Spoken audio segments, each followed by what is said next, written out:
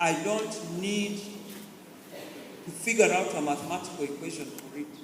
Like Daniel, are we able to say God's word on this is clear enough for me? Or are we like there must have been other Israelite boys who, like Daniel, had been taken into captivity. But when they looked at this, they said, it's not so bad, we are comfortable. And the more we compromise, the more comfortable we get. And I fear that sometimes, regrettably, we do not have time, but sometimes I feel that with the issues that we talk about as dilemmas, as moral dilemmas, as issues that challenge us, should we or should we not have sex before marriage? What level of intimacy is appropriate for a Christian couple? Is it in order to terminate a pregnancy? I feel that some of these things that confuse and confound us is because, unlike Daniel, heaven is not so appealing after all. When we look at heaven, because that is the reason for which we deprive ourselves of so much that looks appealing here. Sometimes I feel like, unlike Daniel, when we consider what it is that God is promising us, if we resolve these dilemmas in accordance with God's word, I fear that sometimes when we look at what God is promising us and our immediate gain, we say, better the bird at hand, not even than the one in the bush, but than the one that is promised in heaven. And so we say, nipe yangu saizi, like Cain, you say, why should I wait? Just, what is this thing you're telling me, my head, my birthright? Let's deal with the current, So sometimes we are seated and we are discussing these things, and I speak of my own experiences.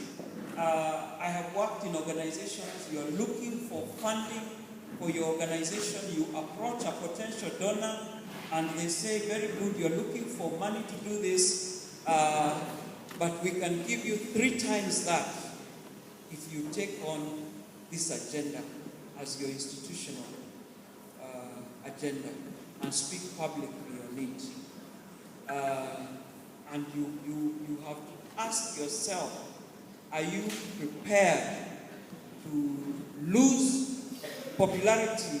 And when you lose popularity in your organization, you also are walking out of the payroll, aren't you? There is no way that you cannot be liked in an organization and they keep you on their payroll. And you have to ask yourself, do I want to be known to have a position on this issue? Because looking again at Daniel's example, he took a position. And it was known. Anybody who was passing by at lunchtime could see his plate, and it was clear that Daniel had taken a position. I will not eat from the king's table. Sometimes it is easier to take a hidden position. So you say, I want to survive, so I'll not be very vocal. This thing has to be said, but it will not be said by me. Everybody else can say it. But what Daniel is telling us, and I'm asking us to take from his tree, is that even in the dilemmas, in as much as they may make you unpopular, you have to take a position and let your position be known. In closing, I think I would like to share my own experience on vocalizing your position and how it is that God is so faithful and He comes through for you. At about the age of 40, I'm clearly no longer 40 because Pastor says he knew me in his youth, which means I am then not a young girl. But at the age of 40, I had this pressure that my career has to move on. And a position was advertised at the Federation of Women Lawyers. And it was to be the Deputy Executive Director. At that time, I was working there as a program officer. And me being me, having ambition, I applied for the position. And I was shortlisted. The only hiccup was that the interview was on Sabbath. And I really wanted this job. I really wanted this job. And there was a council member who didn't like me at all. My suspicion, but that's just a suspicion. I don't need to repeat it because it was a suspicion. But I showed up to the chair of the board and I said to her, I am unable to attend that interview on Sabbath because I'm Seventh-day Adventist and I cannot attend the interview. And she said, Patricia, you're stretching it too much. I can't help you. I said, yeah, I can't. But you know and I know I would serve this organization well. And she said, I can't. So they had the interview and someone got the job. As God would have it, they then advertised for the position of Executive Director of FIDA. I know we can add 1 plus 1, isn't it? So which is more senior, deputy or executive? So when they advertised for executive, I showed up again to the same chair. I said, this is a human rights organization. Last time you didn't know, but now you know. I'm interested. Please do not conduct this interview on a Saturday. I'll not attend. They didn't conduct the interview. On a Saturday, I went and I got the job. My first assignment was to convene a members' meeting, and the culture then had to hold the meetings on Sabbath. And this is a membership organization. So again, I went to the chair lady. I said, I'm Adventist. It is my meeting, in as much as it's your meeting, but I will not attend on Sabbath. And she said, we have to hold the meeting. I said, I will not come. So they held their first AGM without me. I should have lost my job. I did. The subsequent AGM was not held on a Sabbath. And since then, FIDA has held its AGMs on a Friday. I want to say to you that when you take a stand, and you vocalize, and it is public, you save yourself a lot of trouble.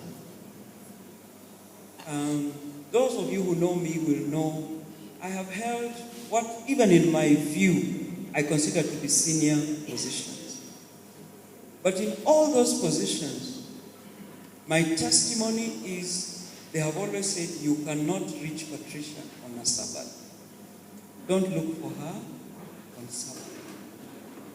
And I want to appeal to you, because sometimes we struggle with taking a position for God. We struggle with being bold and being known for what we stand for and what we believe in. Okay? And so currently we don't want to take a position. Are people married if they decide to stay together, or should they formalize that marriage and get a certificate? And someone will say, as long as they understand each other, as long as they've agreed they are two adults. And I have seen some young people take on the church leadership and say, why is the church seeking to dictate how we run our relationships? Okay? These are dilemmas that are not dilemmas. We don't have time, but I think if we were to take them one by one, all these things that trouble us, how should we dress? Should we or should we not, present ourselves in a certain manner? What kind of music should we listen to?